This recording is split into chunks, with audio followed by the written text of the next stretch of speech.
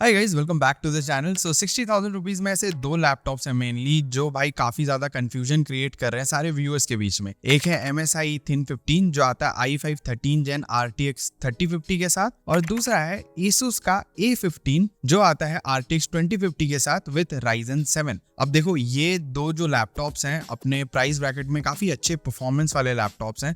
तो गेमिंग के लिए, एडिटिंग के लिए, डेली टास्क एंड कोडिंग वगैरह के लिए इन दोनों में से कौन से वाले लैपटॉप को आपको चूज करना चाहिए? क्योंकि एक में 3050 है 45 वॉट TGP के साथ, और एक में RTX 2050 है 70 वॉट TGP के साथ। तो देखो, बिल्ड क्वालिटी बहुत ज्यादा इंपॉर्टेंट फैक्टर होती है। तो बिल्ड क्वालिटी के बारे में बात करते हैं। दोनों में मोर और लेस सेम बिल्ड क्वालिटी मिल जाती है आपको। दोनों ही क्लेम करते हैं मिलिट्री स्टैंडर्ड की बिल्ड क्वालिटी है। MSI में आपको 2 साल की वारंटी मिल रही है हालांकि, लेकिन Asus में आपको 1 साल की मिलती है। सो ये एक डिफरेंस है।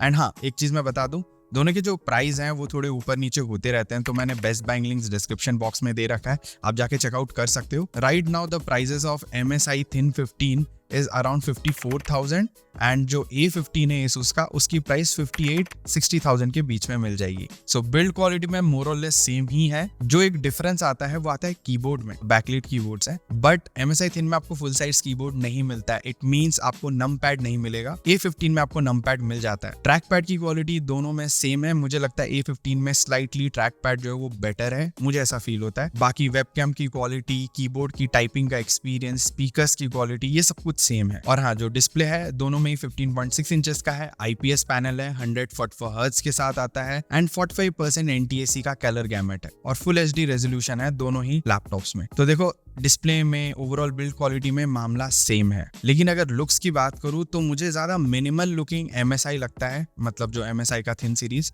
और थोड़ा गेमिंग लुक के साथ आता है Asus का A15। तो अगर आप एक ऐसे इंसान हो जिसको ऑफिस भी लेकर जाना है लैपटॉप, आई वुड सजेस्ट इन दोनों में लुक वाइज तो MSI ज्यादा प्रोफेशनल दिखता है, ज्यादा ऑफिस फ्रेंडली दिखता है। अब देखो, जो मेन डिफरेंस है वो आता है परफॉर्मेंस में, क्योंकि एक में है Ryzen 7 7435HS और एक में है i5 13420H। दोनों ही 8 कोर के CPU है, लेकिन जो MSI Thin में आ रहा है i5 वाला, मतलब इंटेल वाला, उसकी सिंगल कोर परफॉर्मेंस ज्यादा बेहतर है। इट मींस वो गेमिंग के लिए स्लाइटली बेहतर CPU है। एंड वहीं पे जो 7435HS है जो कि हमको A15 में मिलता है, उसमें आपको मल्टी कोर परफॉर्मेंस ज्यादा बेहतर मिलती है। मतलब आपको एडिटिंग का काम हो गया, प्रोडक्टिविटी वर्क हो गया, या फिर डेटा एनालिसिस करना है, ये सारी चीजें वो बहुत ही बेहतर तरीके से संभालेगा। अब देखो, गेमिंग के लिए GPU भी काफी ज्यादा इंपॉर्टेंट है। मैं तो बोलूंगा किसी किसी सिचुएशन में GPU ज्यादा इंपॉर्टेंट है देन CPU। तो RTX 3050 मिलता है 45 वॉट TGP वाला आपको MSI Thin में, एंड RTX 2050 मिलता है 70 वॉट TGP वाला A15 में। एंड यहाँ पे गौर करने की बात यह है कि भले ही आपको 45 वॉट TGP वाला GPU मिल रहा है MSI Thin में, लेकिन ये 3050 है, इसलिए ये स्टिल बेटर परफॉर्म करेगा than 2050 with 70 watt of TGP। तो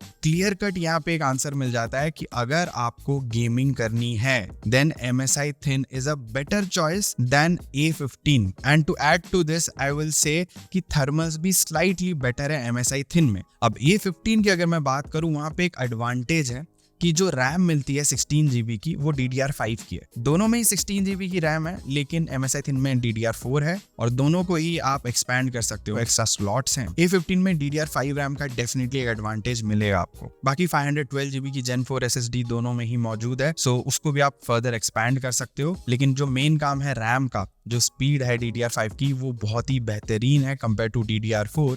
एंड हेंस एडिटिंग में, प्रोडक्टिविटी एप्स में, लाइक साउंड डिजाइनिंग करनी है, आपको साउंड एडिट करना है, या फिर आपको डेटा एनालिसिस करना है, AI वाले काम है, ML वाले काम है जो GPU ओरिएंटेड नहीं है, इन सभी में मैं बोलूंगा आपको A15 लेना चाहिए, क्योंकि उसमें आपको एक स्लाइट एडवांटेज मिलेगा। एक तो CPU के मल्टी कोर परफॉर्मेंस की, दूसरी DDR5 रैम की। अगर आपको स्पेसिफिकली गेमिंग करनी है और आपको कुछ ऐसे टास्क करने हैं जो GPU ओरिएंटेड ज्यादा हैं, लाइक 3D रेंडर्स वगैरह करना है, तो उस मामले में MSI Thin स्लाइटली बेटर रहेगा देन A15। तो देखो, मेन डिफरेंस मैंने आपको बता दिया क्या है इन दोनों ही लैपटॉप्स में। अगर आपको GPU सेंट्रिक काम करना है, लाइक गेमिंग, 3D मॉडलिंग, इन सब चीजों में MSI Thin बेटर है। अगर आपको एडिटिंग वाले काम करना है, photo editing, video editing, graphic designing, या फिर डेटा एनालिसिस, ये सारे काम, प्लस अगर आपको कोडिंग करनी है, डे टू डे टास्क करने हैं नॉर्मल वाले, इन सारे चीजों के लिए A15 बेटर है। अब देखो बात आती है बैटरी बैकअप की। बैटरी बैकअप दोनों में मोर और लेस सेम ही है, 2 से 3 घंटे की बैटरी बैकअप है। A15 में एक डिसएडवांटेज बोल लो, एडवांटेज बोल लो, ये है कि इंटीग्रेटेड जीपीयू नहीं है। कोई सा भी काम जिसमें स्लाइटली भी जीपीयू की नीड होगी,